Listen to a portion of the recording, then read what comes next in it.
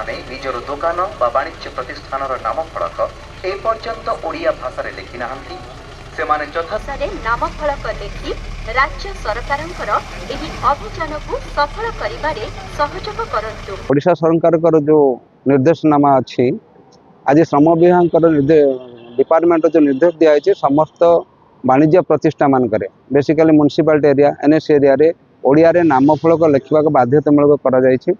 तेणु आज जो सचेतन आमर जाउछि पदयात्रा ये आमर समस्त ओडिशार भाई भौणी मानक आम जन देवु जे आम ओडिया एवं आम ओडिया को ओडिया भाषा रे कथा कहवा ओडिया भाषा रे समस्त वाणिज्य प्रतिष्ठान स्कूल कॉलेज रे सबू तांकर नाम को उल्लेख करने ए निर्देशनामा जारी रही।